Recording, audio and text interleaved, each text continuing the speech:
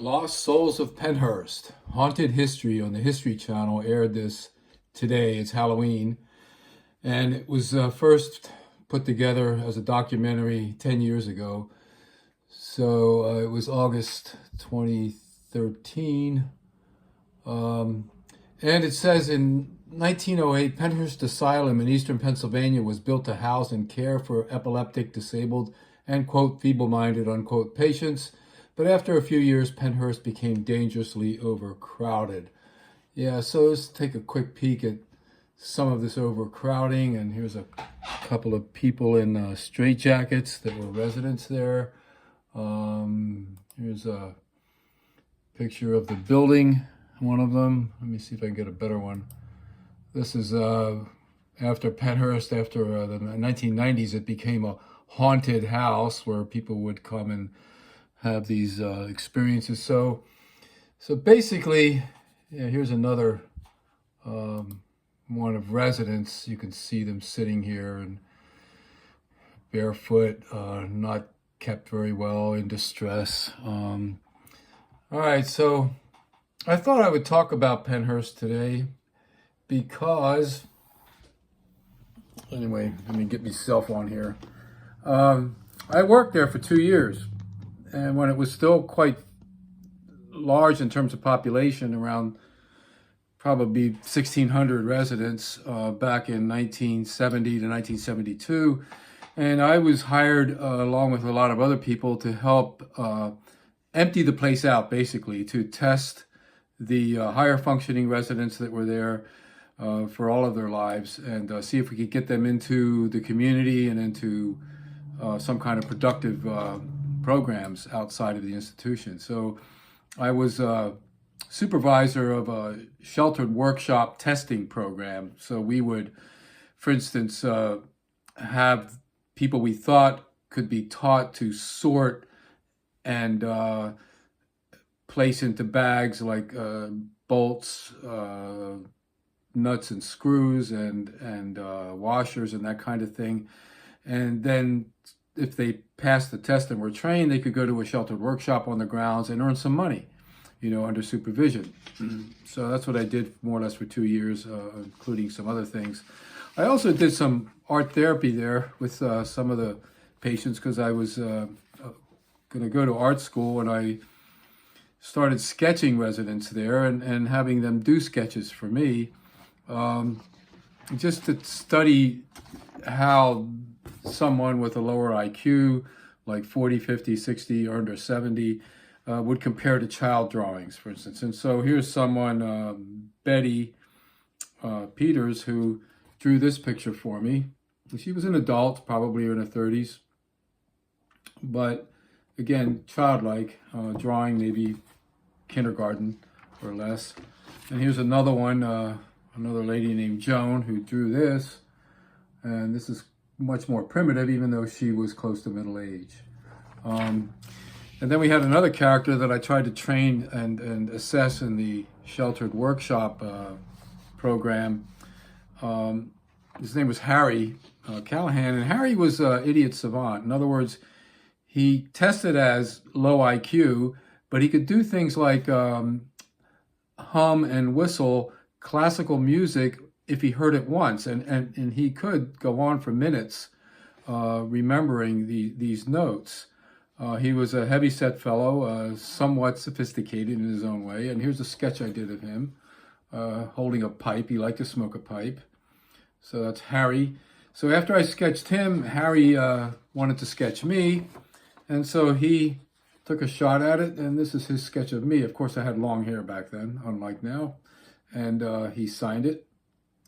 So I made dozens of these sketches and worked with some of the patients on the side in an art therapeutic manner, even though that wasn't my job necessarily, but I would fill in with that during lunchtime or whatever. So the whole thing about Pennhurst today is its main attraction is as being a haunted house. And on Halloween today and leading up to it, there's crowds of people coming in to a haunted house exhibition to go in and get scared and feel the spirits and whatever. There's also been a raft or a whole coterie of psychics coming into Pennhurst Institute over the years to see if they could feel the spirits and listen to them and hear what they're saying. And there's all kinds of these recordings and these tape recorders that they take in that sound like spirits saying something like, I'm going to kill you, or please help me. That kind of thing, although it's very fuzzy and you could probably interpret the words to mean almost anything. But this kind of thing has been going on for decades surrounding Pennhurst and its supposed haunted nature.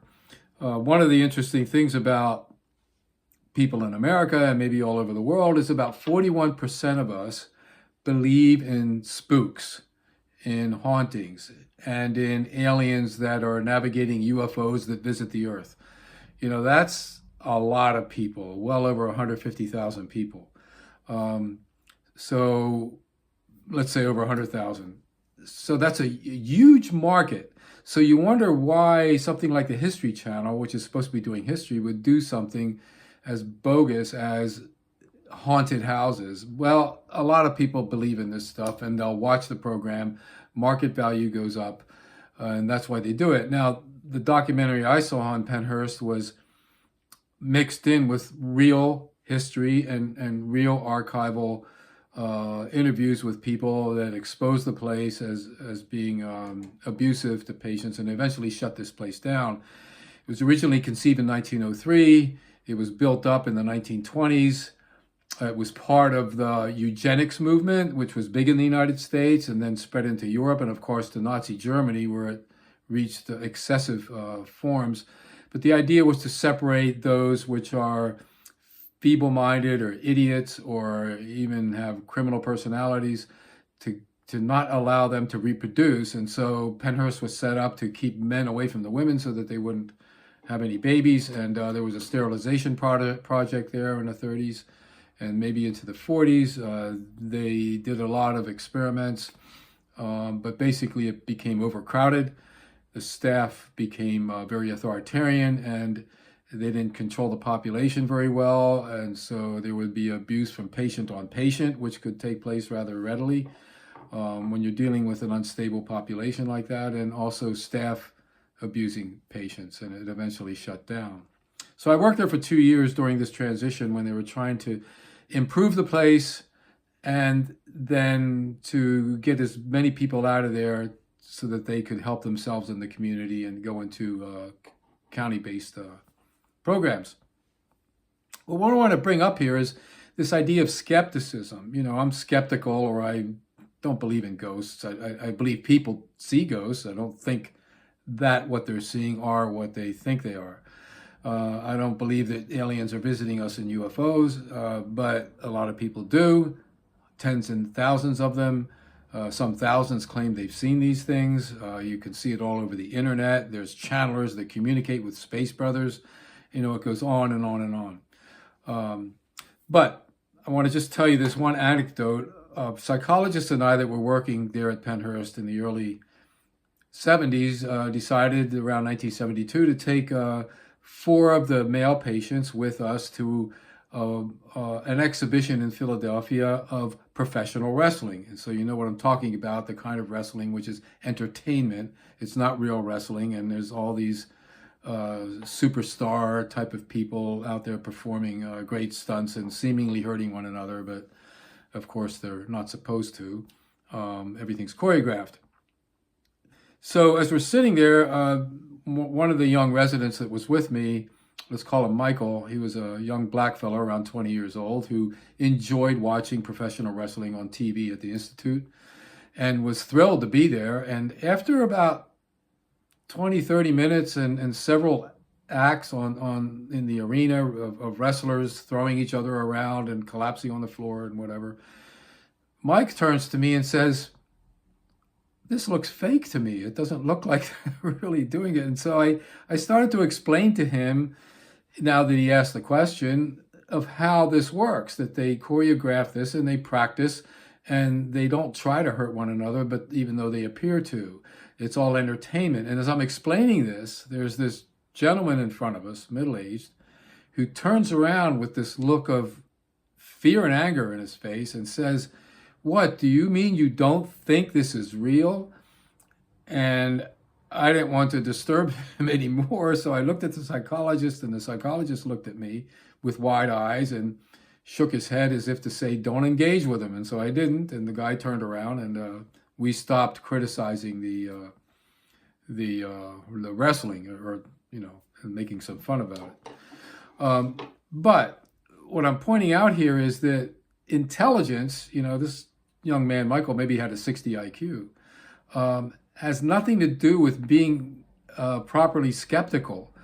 The ability is there at some level in almost all people, but they have to attain the skill. It doesn't come with intelligence. It comes with a skilled way of looking at reality and being able to assess whether something is real or not based on the evidence.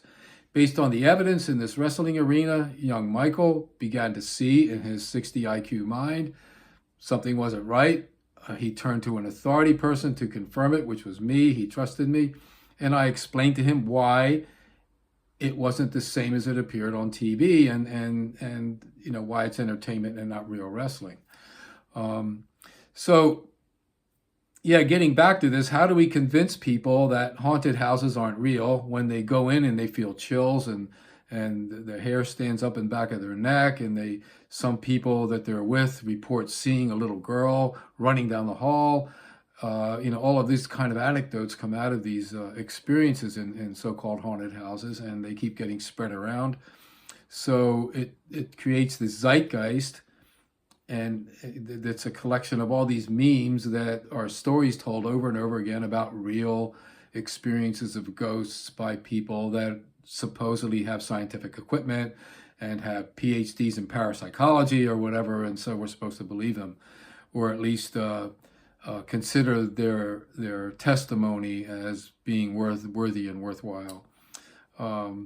But my message through all this is, if you believe in haunting, if you believe in ghosts, if you believe in the whole UFO phenomena, you need to look deeper. You need to look at the actual evidence, just like this young man looked at the evidence of the wrestlers on stage and decided doesn't look real. He got a good explanation. It satisfied him. The fakery is over in his mind, and now he's a changed human being. So, all right. So I'll leave it at that. But I wanted to give some kind of a testimony about haunting on this Halloween in 2023. And thank you for listening, and I hope you tune in again.